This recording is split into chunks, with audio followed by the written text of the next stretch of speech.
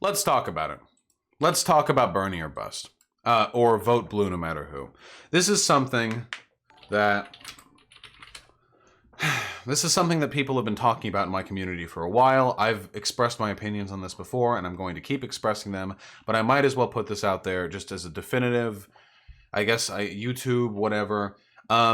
Here is what I want to talk about, okay?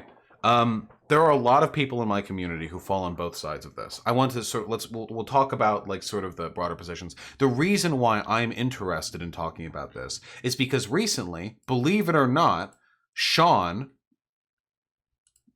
and H Bomber Guy both recently took Bernie or bust positions, which is really funny to me, which by the way, and I'm a little salty on this one, it's just really funny to me that people like Sean will like sort of like dismiss me as like dirtbag lefties, or like we're problematic, you know, and then he'll advocate for an accelerationist position, which does invariably mean, a position which disadvantages minority groups in the immediate period. So I just that I am a little salty about that because if I went Bernie or bust, then I feel like a lot of people would be like, oh, of course, you know, white guy, white boy, Vosh, totally out of touch with the needs of the racial minority constituency. Let's talk. What is Bernie or bust? Bernie or bust is the idea that if Bernie Sanders does not become the Democratic primary candidate, then you will either not vote or vote third party or vote for Trump. Most people who say Bernie or bust don't say they'll vote for Trump. They say instead they just won't vote or they'll vote third party. Okay. That's Bernie or bust. Either Bernie's the candidate or bust. Okay. Either Bernie's the candidate or bust. All right. Vote blue no matter who is the opposite, you know. Once the primaries have settled down, no matter who the candidate is, if they're a Democrat, you vote for him. Anyone better than Trump. Anyone but Trump, right? And these are the two positions. I vote blue no matter who. That's my position. I'm going to explain why. Because there are a lot of people in chat right now who are Bernie or bust. And I want to talk about this.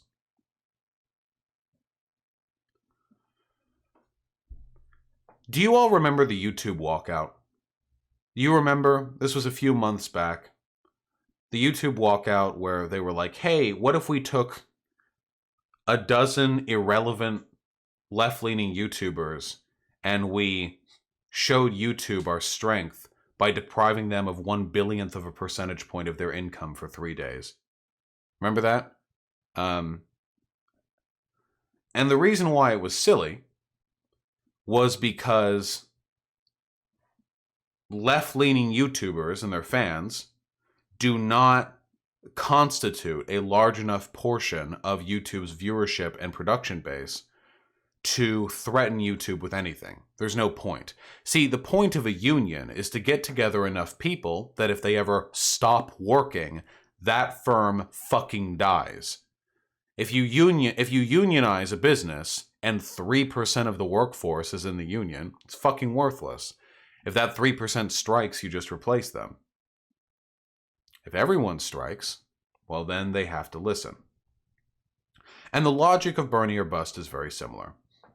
The logic of Bernie or bust is this, that the DNC, here's the part I agree with, is a disgusting, rat-fucking, piece of shit, hyper-biased organization that has taken great pains to avoid allowing truly radical candidates to take the stage, that they will bias the world against people like Bernie Sanders, that they will do everything in their power to keep the most banal, pro-corporate stooges in power as possible.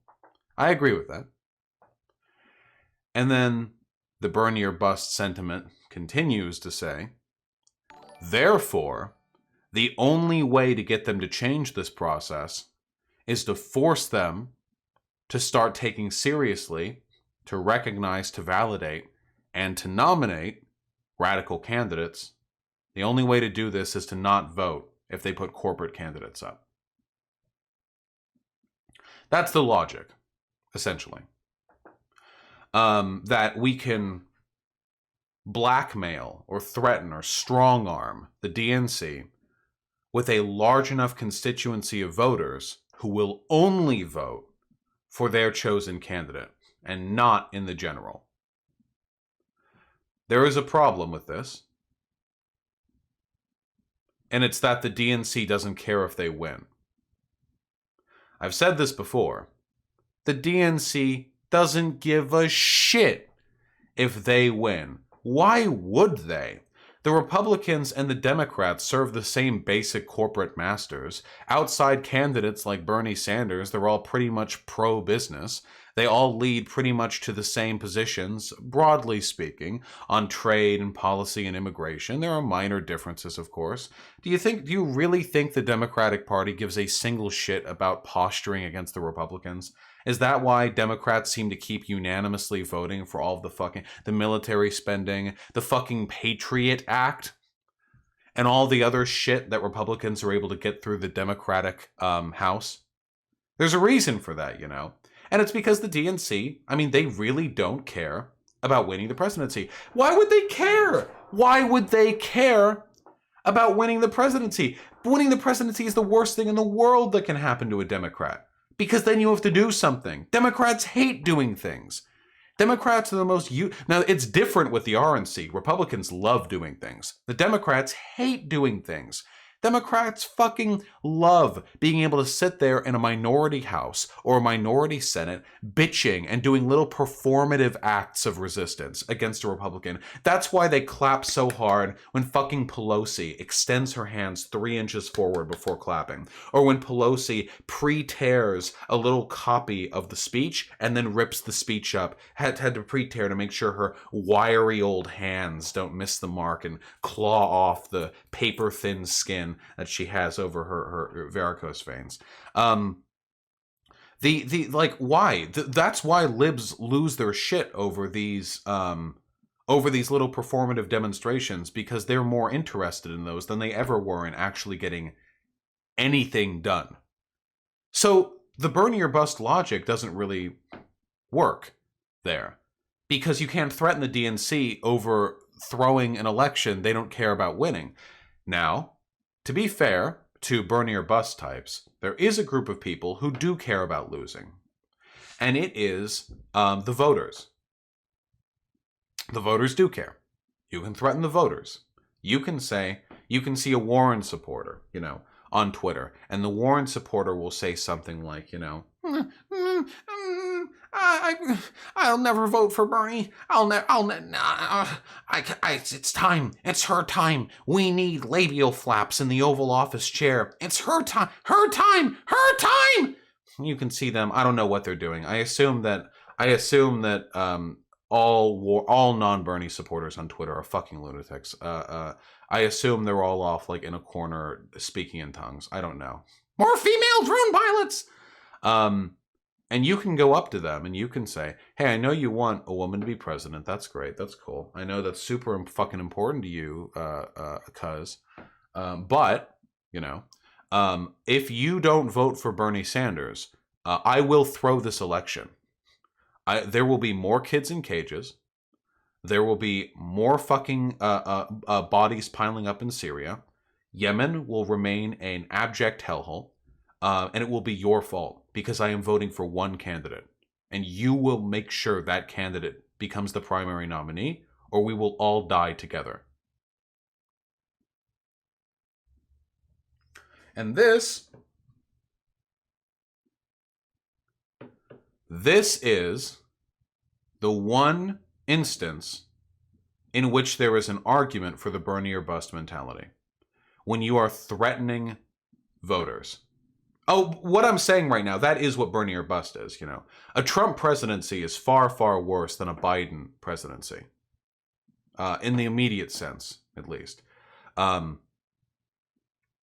Bullying voters can be a way to bring them over. Now, it's bad optics. It's very, very bad optics because it makes it look like Bernie supporters are throwing a tantrum, that we care more about getting our preferred candidate than we do about the well-being of the country. But there is a logic here. There is an overlying logic. And I'm going to be very sympathetic to the accelerationist position here, okay? Because that's what Bernie or Bust is. It's accelerationist. I'm going to be very sympathetic to it for a moment. I'm going to say this. Systems replicate themselves. We had 8 years of Obama. Obama was not a very effective president. He was great at deporting people. He was great at bombing people. What did Obama get done in 8 years? What did Obama get done in 8 years? The Affordable Care Act. A Heritage Foundation healthcare plan. Oh, the Iran nuclear deal. I'm not going to speak ill of the Iran nuclear deal. The Iran nuclear deal was extremely good. I'll say a positive of that. So there we go. 8 years. Iran nuclear deal. Obamacare. Watered down Obamacare. Hey, Comrade Cora. And that's it. Gay marriage, that was the Supreme Court. 8 years. 8 years. And that's what Obama got done. And libs love him. Libs love him. You know why? Because he's handsome. Libs love him because he's handsome and he speaks well. And don't get me wrong, I respect, a well-spoken statesman. I think that, I will admit, I am getting a little bit tired of having a soup-brained cretin as a president. I will admit that is getting a little bit tiring. It was fun for a time. It is boring now. To see every single time I watch Trump speak, he would embarrass a middle schooler. That does get tiring. But Obama produced Trump. Obama produced a system that produced Trump. And the reason for that, and I've said this before, is that liberalism is dying. We are in a historic period because we are going to watch the most prosperous and the most sociopathically efficient political system in the history of humanity die. Liberalism can't function anymore. The antagonisms made evident through populist agitation are too strong to bear. It's not possible. Folks, we're not going back to a Clinton candidate. We're not. It's not happening. We're not going back to that era. There are too many angry people. And the anger is not getting supplanted this time. It was said back during the Watergate scandal. That what Nixon did shook America's faith in the presidency. For the first time in a real way. Who trusts the president now? Who trusts Congress? Who trusts the Senate? Nobody. Nobody trusts these systems. Nobody believes the system is working for people. The average person's life is a quiet desperation until you die. And for the first time in a long time, people are starting to recognize that that is not an inherent characteristic of life, but rather a deliberate and manufactured system which people have been profiting off of enormously. But the time is coming to an end. And as I have said before many times, at the end of liberalism, we see revolution. That's why populism is sweeping the country in both directions, left populism and right populism. That's why we see a resurgence of white nationalism and populism over in Europe, too. Liberalism creates problems that it can't solve. So liberalism atomizes culture and alienates people from their communities. But it also brings in a fuck ton of immigrants who, to the average person, seem as though they're supplanting the domestic culture. Liberalism can't address this because liberalism does nothing to elevate or distinguish the culture in the domestic sphere. It just brings people in for economic purposes. It creates messes that could be fixed in a good system, but can't within ours. It creates economic inequality. Climate change, folks. Climate change is the absolute wall that is approaching us. There's no getting around that. You don't need theory to describe how climate change is bringing us to the end. A revolution is going to happen one way or another, folks. But the longer we stay locked in this hellscape of neoliberal drain circling, the more likely it is that when the time comes, things turn out worse. In essence, the longer we perpetuate this system, the worse outcomes we will derive from it. And for that reason, a second Trump presidency might end up being far less destructive than a Buttigieg presidency, because a Buttigieg presidency would cork the pressures for another 4 years until Trump will be dead in 4 years, probably. Until, well, we get another Trump.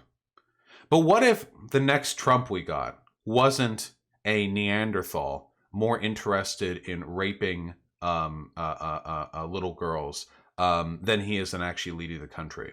What if the next president we get, Vosh, this is accelerationist rhetoric. I literally preempted this segment by saying I am going to explain the logic of Bernie or bust using accelerationist rhetoric.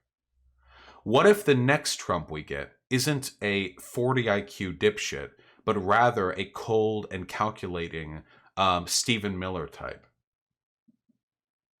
Or a Putin type? What if we get a quieter fascist? What if we get someone a little more politically savvy?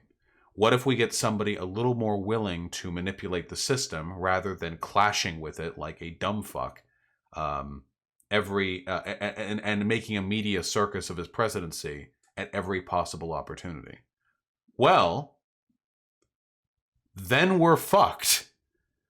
Because America is ready for fascism. We're not ready for socialism, folks, but we are ready for fascism. Let me tell you, we are incredibly ready for fascism.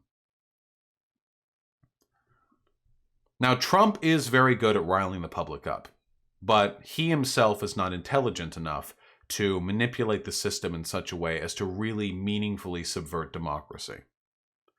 The next person could be. The next person could be. And that is the fear. That is the threat to the world. You will vote in Bernie Sanders or you will vote in nobody, because I would rather suffer 4 more years of Trump than enable a system that will allow for someone worse than him to come along. Because after 4 more years of Trump, after the country continues being made worse and worse with time, maybe we'll be more ready for someone like Bernie. Probably not Bernie himself, but maybe another candidate in his vein. But we just get Buttigieg, we get Biden. Who comes after that? Who does the Republican Party send next? Because they're not going back to Mitt Romney. That is the logic of accelerationism. That is the logic of Bernie or bust. The idea that perpetuating liberalism is in fact more destructive in the long term because you are facilitating the maintenance of a system that allows inevitably for the rise of someone infinitely worse than Trump. That's their logic. And I don't agree with it. The reason I don't agree with it is because I do not believe that the voters in this country are savvy or prescient enough to be swayed by the bullying and arm twisting that the Bernie or bust rhetoric necessitates. I don't think Warren supporters or Buttigieg supporters are going to follow through on the logic that we have put forward to them. I don't think they're going to be swayed by bullying. I don't think they're going to be swayed by arm twisting. I don't think they are going to be receptive to the tactics burn your bust proponents use. And I think it's horrible optics for us to speak another way. I don't think it works. I don't think so. I think that even if we got in some Trump figure again, even if we got a Trump in 2020, they would go right back to supporting milquetoast liberals in 2024. I just don't think this logic works on them. I don't think they will appreciate the logic behind accelerationism. Mind you, if we could get enough people behind it, the accelerationist rhetoric would work. I just don't think we can. We are a small community. This Bernie or bust shit, this accelerationist shit, is believed by a very, very, very small portion of the broader Democratic electorate. Now, if every single Bernie supporter, or a large portion of them, were capable of acting in unison to strong-arm other voting blocs, maybe that would be possible. It would make us look horrible. The optics would be terrible. It would be seen as us attempting to subvert democracy, which it kind of would be, a little bit. And I don't think it would work. Unless we had enough people. And that's why I'm not Bernie or bust. I don't believe the general election or the primaries leading up to it are the right place for us to agitate.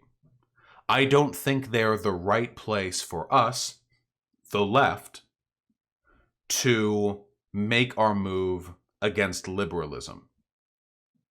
Because the DNC doesn't care about losing, and the liberal voter base isn't politically savvy enough to respond appropriately to strong-arming if we threaten them with a null vote as Bernie supporters.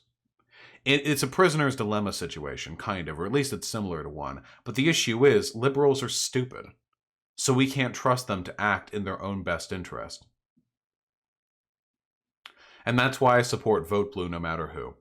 Because I believe the immediate harm reduction is more likely to move us in a place where left-leaning people, such as myself and such as you guys, are capable of moving people further towards the populist left.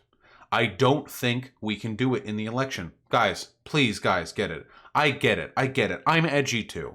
I'm edgy. I love being edgy. I would love to run out there and say, nah, fuck it all, dude. Whatever, man. We're voting for Bernie or bust. Trump 2020, Trump 2024. I don't even fucking care. You're getting a fucking socialist in office. You're not getting anyone, you stupid piece of shit. I would love to. I would love to be edgy and spiteful and vindictive, but I don't think it works. I think the optics are bad. I think it makes us look bad. I think it makes us look like bullies. I think it makes us look politically unsavvy. I think it makes us look undemocratic. I don't think that we're capable of swaying the DNC because the DNC don't care about voting. And the libs are too stupid to bully. The libs are too stupid to bully appropriately because they don't realize that it's in their own best interest to bend the knee to the Bernie coalition. I don't think this works for us.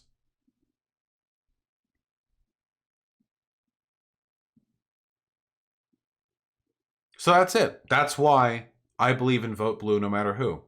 If you can't sway the libs and you can't sway the DNC, then there's no point. You're not accomplishing anything. And to me, the kind of people who will, knowing you're not accomplishing anything, go on and not vote anyway are the same fucking Luddites who say that real anarchists don't vote, who say that to be a true leftist means to not participate in the electoral process.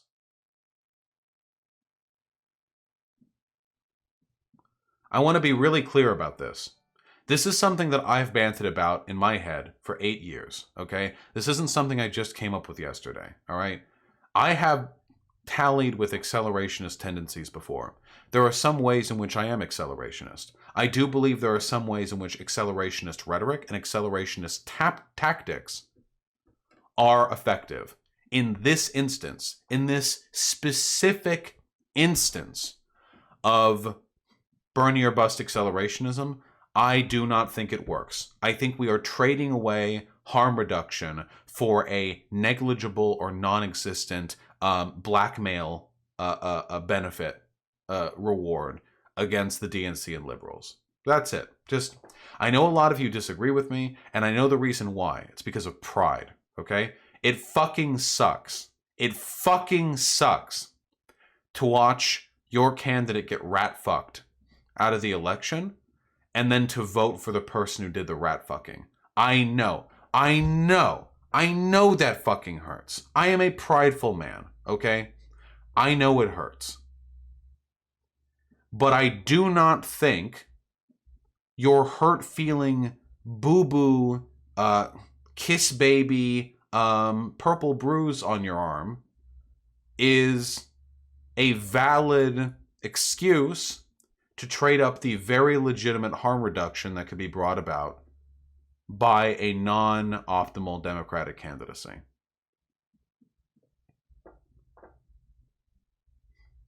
I know it hurts. You know what we should actually do? Here's my prescriptive judgment. Okay? Watch this, folks.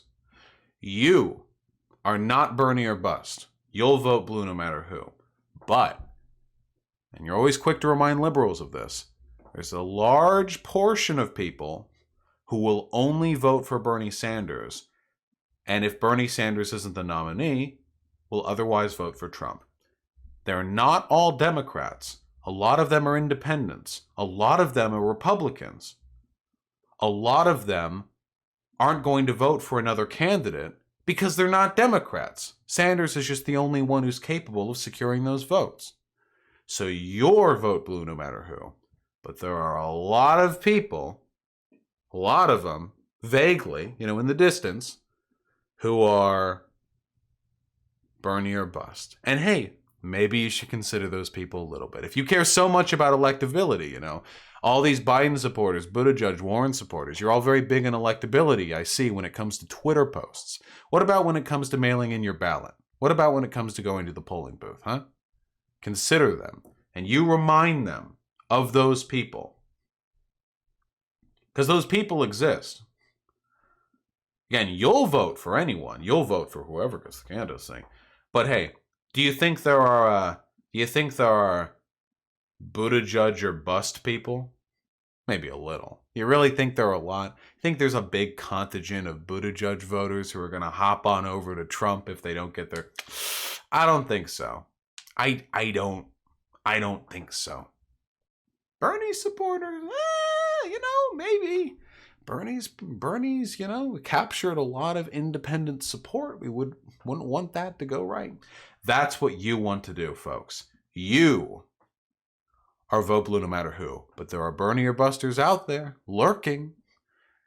And if we care about electability, we should take into consideration all of these right-leaning people or independents who are willing to, for a one-time offer only, vote blue as long as it's Bernie Sanders. Bernie Sanders polls very well against Donald Trump. And that independent vote comes in pretty handy, doesn't it? We shouldn't ignore these people. What if it went back over to Trump? That would look pretty bad, wouldn't it?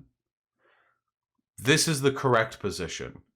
Threaten, but not with your actions, with other actions. Bernie or busters, you describe them as independents or disaffected conservatives who are interested more in populism than they are in the color of the voter that they are going for. This is the optimal strategy. Will libs listen? That's the benefit. Whether they listen or not, we're not trading off harm reduction.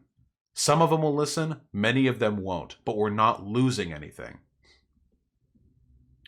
Is this Bernie or bust argument without doing or mentioning Bernie or bust? No, because you are vote blue no matter who. That's the thing. You have to follow through on it. If Bernie doesn't win the nomination, you have to follow through on it. You have to then vote for Buttigieg or Biden as much as it hurts. That's your responsibility. Doesn't that still feed into the toxic Bernie bro narrative, just removes yourself from it? No, because there's a big difference between a toxic Bernie bro constituency that is part of the Democratic Party, which is bad, and a toxic Bernie bro constituency that's actually disaffected centrists or Republicans who are only willing to vote for Bernie Sanders because Bernie Sanders speaks to the interest of the working class. That is a good way of reframing the Bernie bro narrative. Bernie gets incredibly high support from women and minorities, folks. The Bernie bro narrative is dead, as far as I'm concerned. But if there is to be any zombie of that narrative, then it should be reframed as Bernie or busters who are only willing to vote for Bernie Sanders because they're not typical Democrat voters. They're independents. Bernie was an independent senator for like a million years.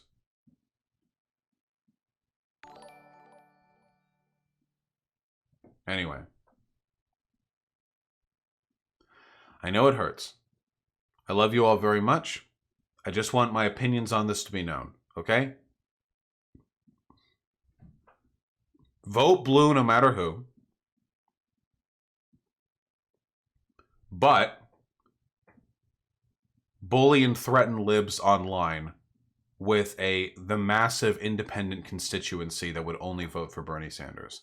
It's brilliant. We're still doing the right thing.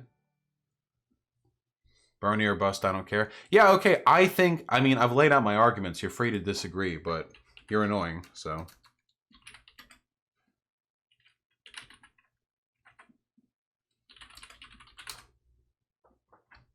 That's the double ban. First you get the mute, then you get the ban. That's like you trip, and then you hit your head on the rock and you die, you know?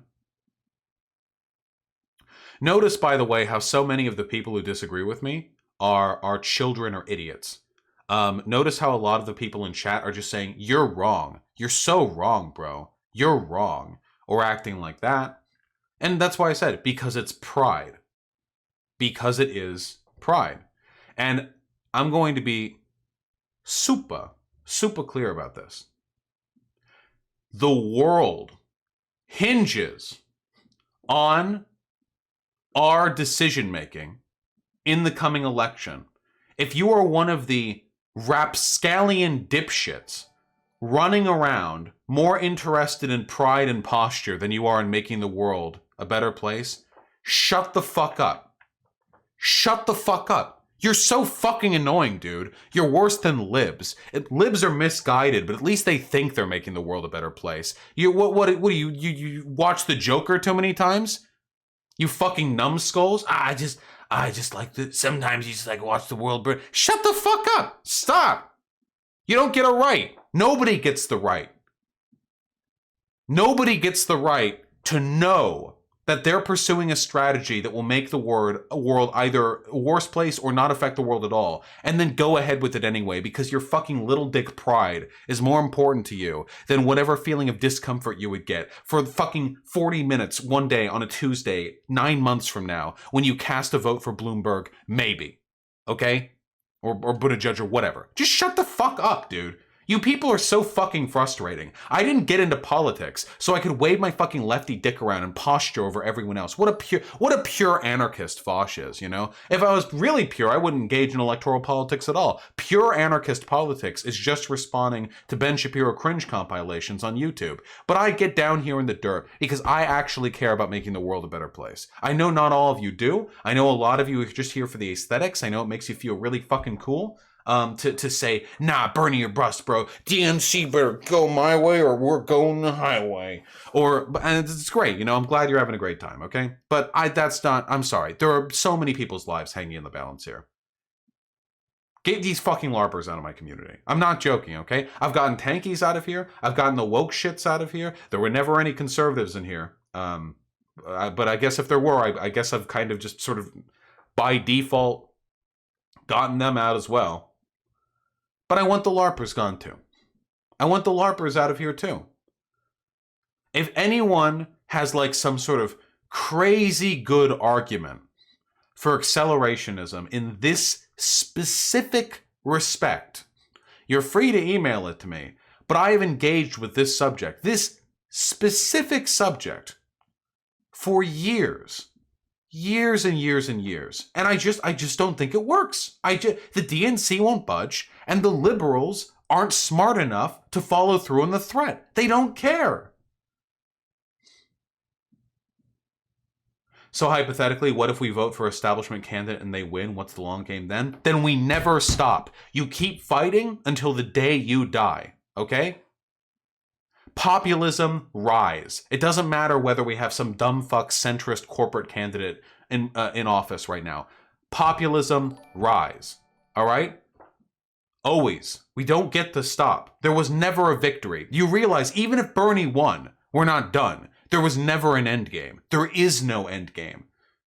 The fascists are right, folks. Life is an eternal struggle. We live the fight, okay? But we don't need to die, okay? We just need to shitpost on Twitter. And vote when we can vote, okay? That's what we need to do. Can't stop, won't stop, folks. Just keep it together. If Bernie won, Bernie's presidency would be a frustrating shit heap of failures and backstabs. And if Bloomberg or Buttigieg wins, it will also be 4 years of failure and backstabs. No matter who wins, no matter what happens, we will always be the underdogs until the day we're not. And until that day, and we are nowhere near that day, we will continue to fight for everything that we believe in as aggressively as we can. But in the meantime, harm reduction. In the meantime, harm reduction.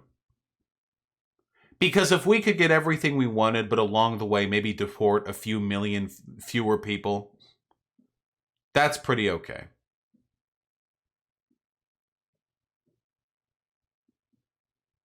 Now, mind you, none of what I have just advocated for is an argument to not support Bernie Sanders. During the primary, you should ruthlessly attack other candidates and do everything in your power to get Bernie Sanders the nomination. During the primary, you should be the most sadistic bastard imaginable. Bully the libs until they delete their Twitter accounts, okay? I want to see a fucking field of former Warren Stan accounts. I want the K-Hive to quit the internet, okay? I want to send all these fucking soccer moms and hedge fund managers back to the eldritch pit they crawled out of, okay? But is that bad optics? Anyone who believes it's bad optics for people to argue over which candidate is the best during a fucking primary deserves to be a low-running contestant in a Minecraft Hunger Game episode where they get shot by a bow in the first 3 minutes.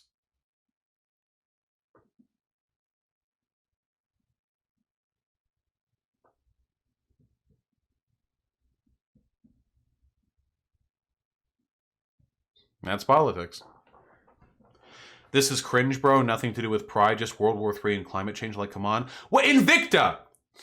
You think World War III and climate change would be forestalled by not voting for a Democratic candidate if Bernie Sanders wasn't the primary candidate? Wait, what? Are you fucking kidding me? Oh, no, we're doing the purge now, boys. There is no harm reduction under capitalism. True, which is why I don't feel bad at all about doing this. There is no harm reduction under capitalism. Show up to my fucking house. I'll show you. Okay? There is no harm reduction under capitalism. What a spoiled fucking white boy fucking position, dude. What a fucking upper middle class white cis straight boy position. Jesus fucking Christ. I'm privileged as shit, and even I fucking know that there are ways to engage in harm reduction under capitalism. What a class reductionist dipshit, dude. Yeah, I'm sure there was absolutely no fucking harm reduction when the Obama presidency officially like recognized trans people, or when gay people got the fucking marriage, or when the ACA was passed. Yeah, no harm reduction at all. You know, hundreds of thousands, millions of people's lives being made better. Oh, but do you realize that the commodity form is still in place? Harm reduction? Don't you realize you still work for the benefit of another man? Well, get the fuck out of here. God, fuck me. Jesus Christ, there's nothing wrong with harm reduction as long as it's not being used to argue against the legitimacy of further improvements. Okay? People against harm reduction are bigots. The only time it's acceptable to argue against harm reduction is if you believe the long-term consequences of that harm reduction are worse than whatever is happening that is being reduced, you know? Like, for example, if the ACA was passed, but then the ACA was used as like an excuse to not go over and reform it, or to make any like improvements to future medical positions in the future. All right, okay, we did it. We yelled at chat. We yelled at chat. We yelled at chat. Nicely done. We yelled at chat. Would FDR be a bad type of harm reduction then? Yes. FDR specifically passed the New Deal with the aim of saving capitalism. We were close to a socialist revolution back in 1930s America. We were close. There were a lot of socialists and anarchists wandering the streets during the Great Depression. But then he very deliberately, orchestrated, the state power in such a way as to convince the population they didn't need socialism. Whatever. All right, we done the thing.